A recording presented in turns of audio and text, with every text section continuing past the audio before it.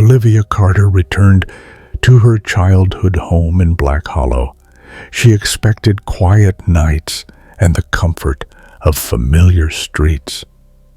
Instead, she found something unsettling.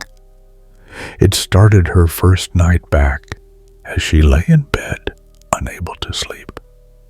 From her window, she saw movement, figures gliding through the mist-covered streets.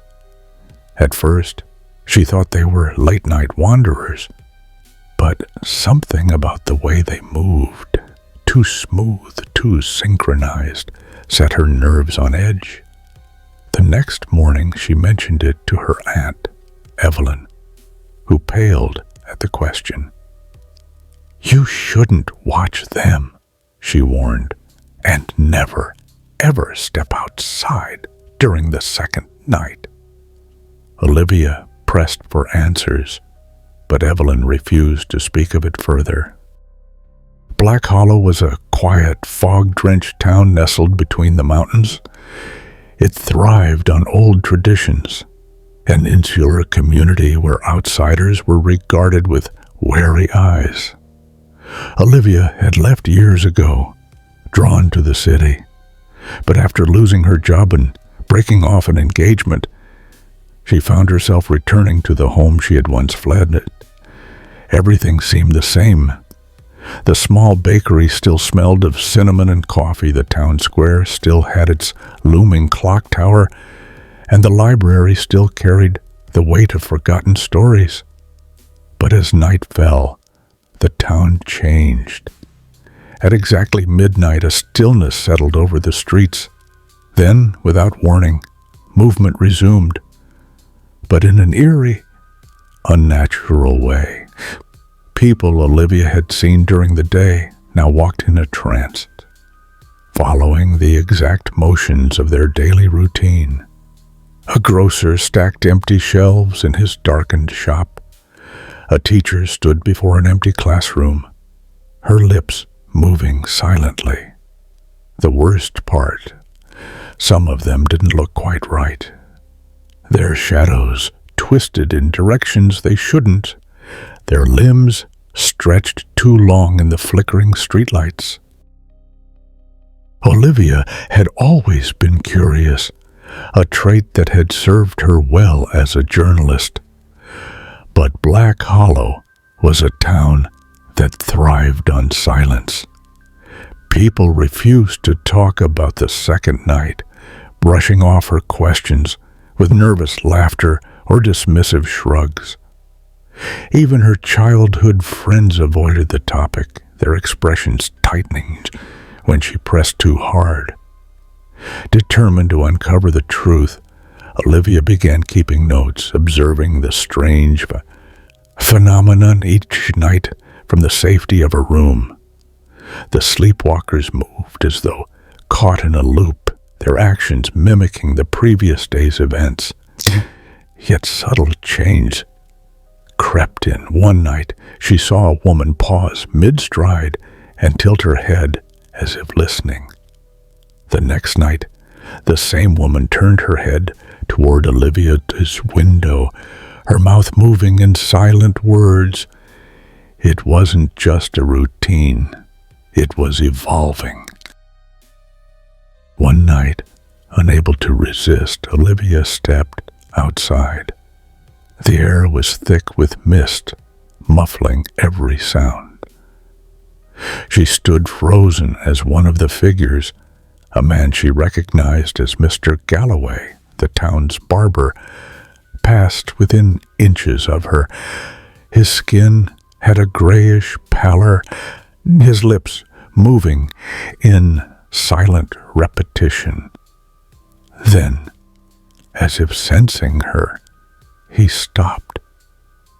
Slowly, his head turned toward her. His face remained blank, eyes unfocused, but his shadow moved on its own, stretching toward Olivia with claw-like fingers. She stumbled back inside, locking the door and pressing her back against it, heart hammering. From outside, she heard whispers, many voices overlapping in a distorted murmur. They had noticed her. The town was hiding something, and Olivia was no longer content to merely watch from the sidelines. Whatever was happening between midnight and dawn wasn't just a trick of the mind. It was something far worse. And she had already broken the first rule. Never watch, never step outside. Determined to find answers, Olivia started questioning people in town. Evelyn refused to speak of it, her fear evident. But others were less careful. The grocer, Mr. Langley, hesitated before muttering, "They're not sleepwalking, they're remembering." He refused to elaborate, his hands trembling as he packed a bag of flour. Later, she visited the town's oldest resident, Mrs. Holloway, who stared at Olivia with milky eyes and whispered, "They do what they did before, but some don't stop when the night ends." That night, Olivia reviewed the camera footage. What she saw sent a chill through her spine. At 3:12 a.m., one of the figures, a woman in a nightgown, stopped mid-stride and turned directly toward Olivia's window. The figure's mouth moved, forming silent words before she began walking again. A message, a warning, and then the power in her house cut out. By candlelight, Olivia scribbled down theories. Was the town caught in some kind of supernatural loop? Were these sleepwalkers reliving their own past actions? Or worse, were they trying to change something? She attempted to follow them the next night, carefully slipping into the fog after midnight. She matched their movements, watching as they performed their tasks. But when she reached the clock tower, she saw something she hadn't before. A figure who was not part of the routine. A man standing still. By candlelight, Olivia scribbled down theories. Was the town caught in some kind of supernatural loop? Were these sleepwalkers reliving their own past actions? Or worse, were they trying to change something? She attempted to follow them the next night, carefully slipping into the fog after midnight. She matched their movements, watching as they performed their tasks. But when she reached the clock tower, she saw something she hadn't before. A figure who was not part of the routine.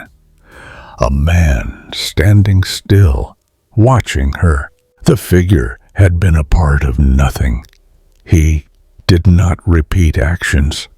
He simply stood there, waiting. And when she blinked, he was closer. Terror surged through Olivia as she turned and ran, stumbling back through the fog.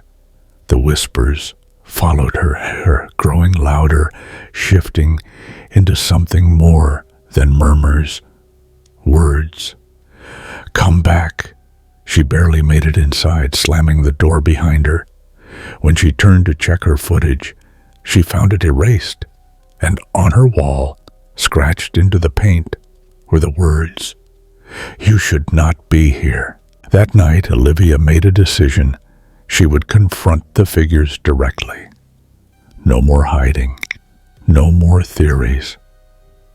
She would go outside, step into their world, and demand to know the truth. Midnight came. The town fell silent. She stepped onto the porch, the mist curling around her feet. The figures moved through the streets, following their eerie loops. But one figure stood apart, the same man she had seen near the clock tower. He turned, and for the first time she saw his face. He looked exactly like her. Her breath hitched, and then, Without moving his lips, the figure spoke inside her mind. "You do not belong here." A surge of dizziness hit her. The mist swirled violently, and the world around her twisted. Everything she thought she knew about Black Hollow was about to unravel. Determined to find answers, Olivia returned to the archives. She dug deeper, past the old newspapers into handwritten accounts stored in the back of the library. There, she found something chilling. A journal belonging to a man named Victor Holloway, dated over a century ago. "The second night is not ours, it is theirs. If you see them, they see you. If you acknowledge them, they will acknowledge you." Her hands trembled as she flipped the pages. Victor had documented exactly what she was experiencing. He had seen them just as she had, but his last entry stopped abruptly. No explanation, no final words. She ran her fingers over the aged paper. How long had the town hidden this truth? And why had no one ever left a final account? Olivia could no longer deny it. Something beyond her understanding was unfolding in Black Hollow. The figures in the night were not mindless sleepwalkers. They were reliving something, or worse, they were aware of her now. That evening she tried to act normal, going about her routine in town.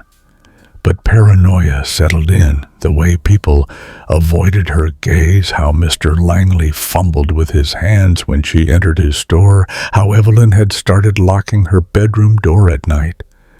Something was shifting, and Olivia feared she was at the center of it. The ground beneath Olivia shifted as the world blurred and reformed around her. The mist thickened, swallowing the town whole. The figures in the street stopped their motions, turning in unison to face her. Their eyes, empty voids of recognition, bore into her. Her duplicate stepped closer. She wanted to run, but her limbs were leaden. "You were never meant to return," the voice inside her head whispered. Memories flickered in her mind, things she did not recognize but somehow knew to be true. Flashes of herself in another time, another loop, repeating this moment over and over. She had lived this before. The figure that bore her face extended a hand, palm up. A strange force compelled her to reach forward. When their fingers touched, a flood of memories surged into Olivia's mind. Black Hollow was caught in a cycle, a ritual enacted again and again. The town, the people, the figures in the mist. They were echoes, trapped in their own pasts, doomed to repeat their actions unless disrupted. And Olivia, in every version of this cycle, had been the disruptor. "You must make a choice," her other self said. "Break the cycle or become part of it." Olivia inhaled sharply, fighting the weight of fate pressing down on her. If she ran, she knew she would wake up and start the cycle again. If she stayed, she risked becoming another phantom, reliving this endless loop for eternity. But there was one more option. She broke free from the trance and ran, not away, but toward the clock tower, the one place in town that had never moved, never changed. As the mist thickened, as the whispers grew deafening, she forced her way inside and climbed to the top. The bell loomed above her, covered in rust and time.